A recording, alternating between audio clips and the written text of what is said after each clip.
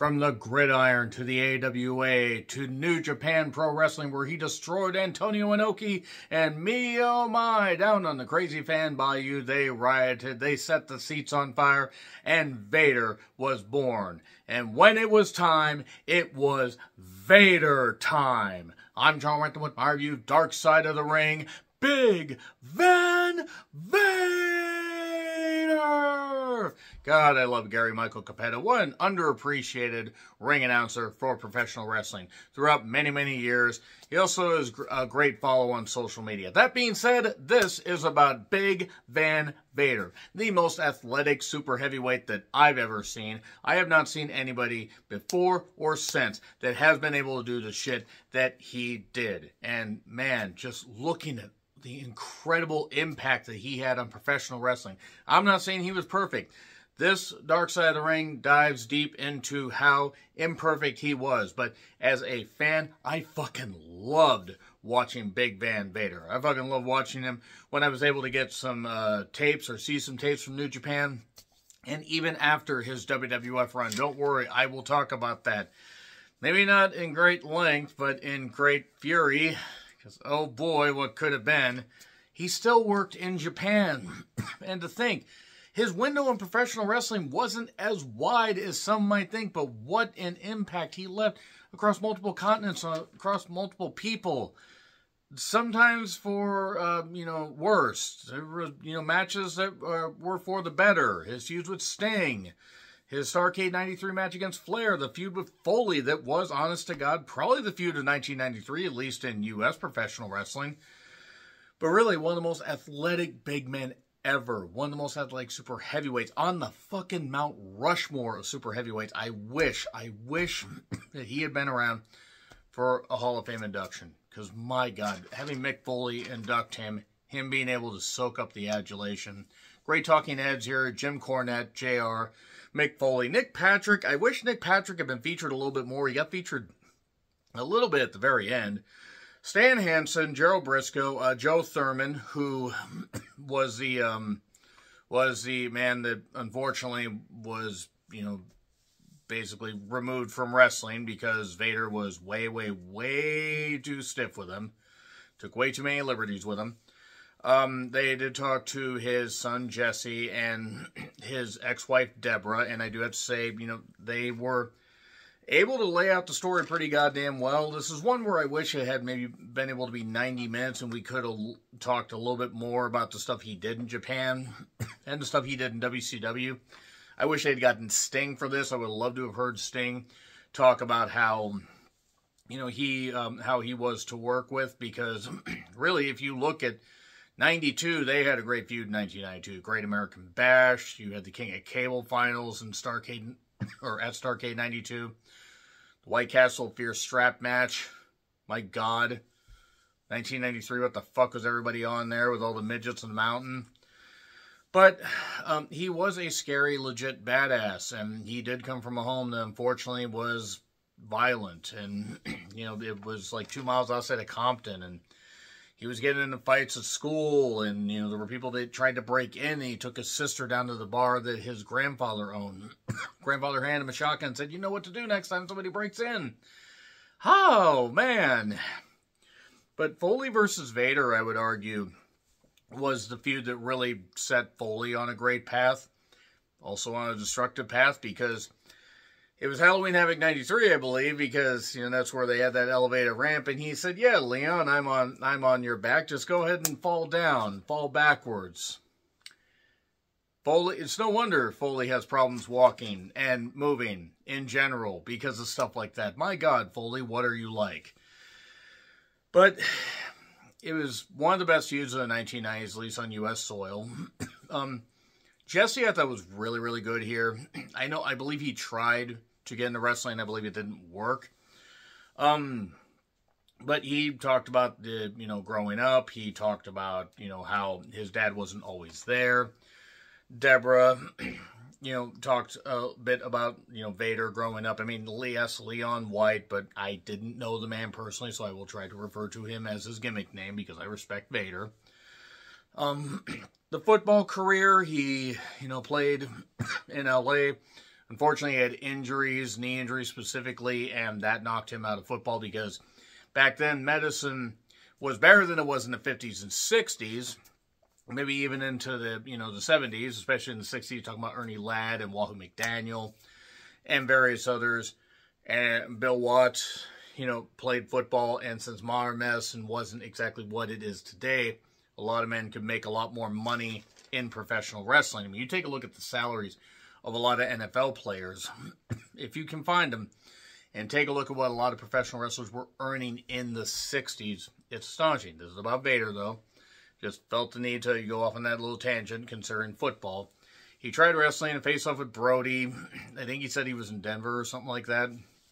But he somewhere ran to Brody, and Brody's like, what the fuck are you doing here? And, I'm here to earn a job. And apparently Brody took a liking to him and thought he could beat up this big man and everything. And Brody, it's a shame Brody isn't still here. But Carlos Colon and Jose Gonzalez felt they, should hatch a plot to dispatch of him. It was kind of weird to see him in the AWA, and that's when the AWA actually was able to still draw crowds. He was Baby Bull Leon White, and old footage of him, like, beating up Buddy Rose, and then Stan Hansen. I love the fact that they got Stan Hansen. They had to get Stan Hansen to talk about the eye incident, and if you know, you know. But I'm really glad they got Stan Hansen to talk here. That was great. He was great here. The stiff style, it hurt like a bitch. It didn't injure you. Well, it injured some people when Vader got way too fired up and forgot these are actual human beings. But it's time in Japan, and Big Van Vader was born. And fun fact, Jim Hellwig, yes, the Ultimate Warrior, was almost Big Van Vader. The Japanese fans would have ended up setting the seats on fire for a different reason. If it had been Jim Hellwig beating Antonio Inoki, they might have just said, what is this bullshit? We're just going to burn every goddamn bit of it to the ground. I know I would have. I do want to say, by the way, fuck the Ultimate Warrior. Mr. Queering doesn't make the world work. I'm fucking glad that Jim Hellwig's dead. So, we did get audio from Vader in 98, in 2014, and in 2017, from phone interviews, podcasts, whatever it was. That was nice.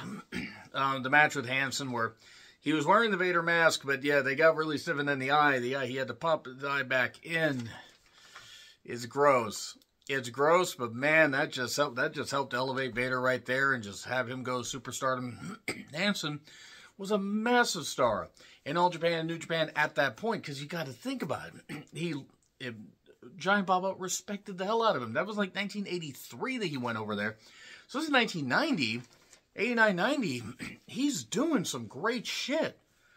And here comes Vader, and they're working some big program. Vader's eye pops out, but Vader's like, we'll just keep doing the match. Okay. But he was over there 32 weeks out of the year. Yeah, that means he was home a little bit more, but still, that's only 22 weeks out of the year, and if you have to think about the amount of flying back and forth with the way that New Japan did their tours, and even when he went to All Japan, the way All Japan was doing their tours, that is a whole lot of extra travel and everything. So Jesse talked about how he was there for some games, but he got a little jealous of the fame. They also talked about the moonsault, the fact that the moonsault, for a man of that size and that being that athletic, it's amazing. It's astonishing that Vader was able to do that. I remember just being in awe seeing the Great Muta do it. And then you see Vader do it and you're like it blows your mind. I didn't get a chance to see him do much in New Japan until a bit later. I didn't get to see that stuff live, obviously. But I did have a buddy who had an uncle that would get New Japan tapes, and I was able to see some of that stuff. But the first time I saw Vader do the moonsault was actually in WCW, and then I got to see the tapes a little bit later on, which, impressive shit. And the White Castle of Fear strap match is just the stuff. Again, I wish I would have gotten Sting for this, but his appearance on Boy Meets World, that was really nice. He got to do some good stuff. I don't know if his appearance on Boy Meets World was as great as, or as fitting as King Kong Bundy on, Married with Children, but nevertheless, it was hard to turn off, and that's where Deborah basically talks about the fact that things started to spiral out of control and a divorce was going to be on the horizon because he brought it home. That led to some destructive times at home, the stiffness, and, you know, like the various people that got hurt. I felt bad for Joey, or Joe Thurman, and he talked about wanting a career in wrestling, and who knows how far he would have gone. He might have done it for a few years, or whatever. He was only 20. Vader's like, are you good for, you know, taking a powerbomb? Yeah, sure, okay. And then, unfortunately, Vader, you know, turned on the switch way too high and was yelling at him, calling him a piece of shit, get the fuck up, this kind of stuff. He would do the Uranagi choke slam type thing that he did. And Joey landed wrong, and then Joe landed really bad on the powerbomb. And I think that succession of moves, the way he landed, is what did. It almost severed the spinal cord. He would never get back in the ring. Now, he apparently is not in a wheelchair. He is able to move, but he could not get cleared to get back in the ring. Vader was upset. But Joey unloaded on him in the hospital. He talked about that, and you can see both sides. Vader should have taken it easy. He realized it was a mistake, but Joey still had his livelihood taken away and had to go in a different direction. So I don't blame Joey at all for getting upset. And it was nice to hear his perspective. Again, I didn't like how they kind of skipped over some of the stuff in 94. You know, him against Flair. The Starrcade 93 match against Flair. I would have loved to have heard a little bit about that, but this isn't about Flair. God, they would need 4 episodes to talk about all the bullshit Flair's done. But some were scared of him, but then Hogan came in, and yeah, Hogan basically didn't want Vader to be Vader, and Vader had to soften himself up to like 10% because Hogan was a bitch. I'm not saying, by the way, that Vader should have been as destructive with Hogan as he was with others, but if Hogan had been willing to actually take some goddamn punishment, then, well, to be perfectly honest, him and Vader could have had a much better feud, but Vader didn't win a goddamn match against Hogan. There was Super Brawl 5, I believe Super Brawl 5, Super Brawl 95. There was Uncensored, where he had a strap match where he somehow drug Ric Flair around. Ric Flair, who had retired in Halloween Havoc 94, but then had come back, and he come back like very soon after. Probably had something to do with the Brutus Beefcake Starrcade 94 feud, and fiasco of a main event. But Vader lost the strap match despite the fact that Flair got drug around to the... It made no sense. It made no sense. I hated it. And Vader was getting pushed further down the goddamn card. Yes, you had Bash at the Beach 95, where Hogan wore the helmet. That's another thing that was great in Japan. The helmet, the steam. It was so fucking cool, especially for a kid to see that shit. It's great to see now. Had to have been a bitch to wear. But then the fight with Orndorff, who had to retire due to his, you know, his nerve damage in his arm and stuff like that. And Vader basically kind of blew him off and everything. And Orndorff wanted him to do an interview and say, "Get up, you fat piece of shit," or you fat ass, or whatever he said. And Vader said, "You're not going to talk to me like that." Well, they got in a scuffle, and Orndorff kicked the shit out of him in flip-flops. And Orndorff was still an agent, and Vader, by that point, needed shoulder surgery. And also, I hate to say it, I think Hogan had probably, you know, gotten in Eric's ear. I'm not saying that Vader did himself any favors, but it's funny if you look at the first week or two of the opening of Nitro, Vader was on there before they replaced him with Luger doing the, you know, the double bicep or the, you know, the flex pose that he would do. Vader was actually supposed to, I guess, be part of the Fall Brawl 95, you know, War Games cage, but that didn't work out. And he needed shoulder surgery, but he didn't get shoulder surgery before going to the WWF, because that was in September. Like, August, September that he got fired. Had he gotten shoulder surgery, he would have been at least recovered somewhat, and would have been able to make an even better debut than he did at the 96 Rumble. JR and Cornette were excited to bring him in. Cornette loved him, got to manage him. JR had known him in WCW. I loved his debut in 1996 at the Rumble. It was great, big pop, and it was cool for him to... He beat up Savio Vega, did all that stuff. And then he needed shoulder surgery, so he took time off after he took out Gorilla Monsoon and got suspended. Now, the thing is, they act like he was off for so goddamn long. He was back by WrestleMania 12. 2 months later, about that, two months and a week? Because I think it was at the end of March 1996. And the Rumble was maybe a week before the end of January of 96. So again, had he gotten surgery in 95, he would have been able to... Okay, maybe he would have had to have paid out of pocket, or maybe insurance would only cover so much. I don't know. I'm just saying it always is a bit of a weird thing to me that he could have done that, rehabbed, done that, and then if he beat up Gorilla Monsoon and needed to take some more time off, then you have a built-in thing for him to face Yokozuna. Unfortunately, he didn't do that. The injuries are piling up. The weight loss center at Duke. And Shawn Michaels, look, Shawn Michaels is born again. He traded one addiction for another. And while I am not saying that Shawn Michaels is the absolute worst in the world, he was a fucking asshole and a piece of shit. And go back and watch how he treated Leon/Vader at SummerSlam 96. I said move, this kind of stuff, because he was an unprofessional prick that was the champion when WWF was really losing the ratings war. And even though they were drawing pretty well for the pay-per-views, they were getting some decent buy rates. He was bombing as the purebred babyface champion. He was. Look at what happened at Survivor Series 96. They switched it from Vader to Sid. It was supposed to be Vader beating Shawn there. And then Vader was going to lose the title back at Royal Rumble 97 in San Antonio, but they switched it to Sid. It was great to see that Shawn Michaels fan get all upset, and I hope she had a miserable time. Actually, I don't know who the hell she is, but it was funny. She was so deflated. That's what you get for having heroes. But Vader should have washed his gear. If his gear really did smell that bad, it probably wouldn't have hurt. And Shawn Michaels, again, being an unprofessional asshole, I said move, and didn't want to work with Vader because he didn't want to work. He felt like, you know, in danger because Vader was stiff. It ain't fucking ballet. Not that ballet isn't tough, but it ain't exactly, you know, pillow fighting or ain't working in a bouncy castle, Shawn. You got to do a goddamn business where it's tough. But he got pushed further down the card. They did kind of gloss over him and Foley as Mankind. It's a tag team.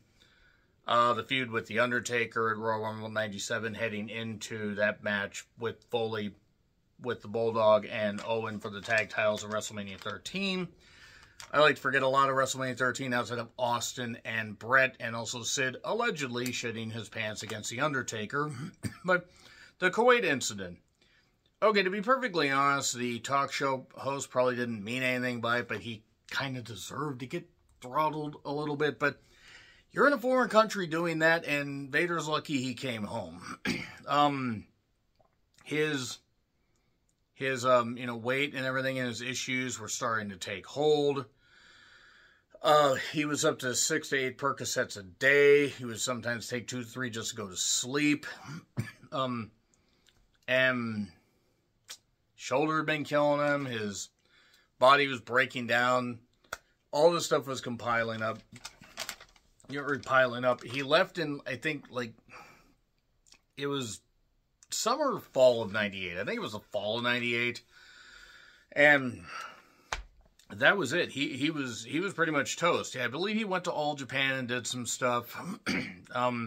But a divorce was on the horizon because he wouldn't go to rehab.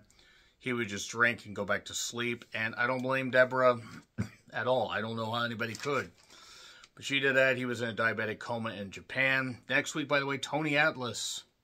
It's going to be interesting. I wonder if they got audio from Ernie Ladd. Like they did for Junkyard Dog. Unfortunately, he had congestive heart failure. They had to do quadruple bypass. Jesse was taking care of him.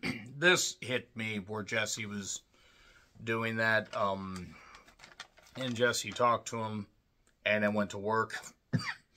And his dad told him he loved him before he left. First time he had talked in a month and a half. And then calls him. The nurse says, hey, your dad wants to talk to you. He said, hey, I love you. Thank you so much for taking care of me. I'll see you in a couple hours. And And then the plug got pulled. Deborah talked about that, and it was very tough, and he was gone. 63 years old. I'm not saying Vader was perfect. As a fan, though, it really did hurt that he didn't get inducted in the Hall of Fame while he was still alive. And I wish Vader was still here. Yeah, I wish he had taken care of his health, eaten healthier, and stuff like that, because you have to wonder where his career could have gone even from there, and more importantly, his life. Because at that age, because when he died, 63, so he was doing indies. He did that thing with Ospreay and stuff like that. I think it was 2016. And he was doing occasional appearances. He did have an appearance on Raw 1000 in 2012. And when it was time, it was Vader time, and truly one of the all-time great super heavyweights, perhaps one of the all-time greats as far as of his generation, or at least one of the all-time greats of his generation, which actually doesn't really make a lot of sense, all-time greats. But one of the best of his generation for a period of pretty much the late 80s to, I'd say, about 96. He was really fucking good. And then, sure, he probably didn't do himself any favors with how he acted in WWF, but then again, you can blame Shawn Michaels for a lot of that stuff, and Vince not getting Vader, and Vader not getting Vince. But I wish Vader was still here, but what a legacy he left. A lot of great feuds. What are some of your favorite Vader matches? Let me know in the comments. Like, share, subscribe, Twitter, Letterboxd, Blue Sky handles in the description. I'm John Reckland. I'll see you soon.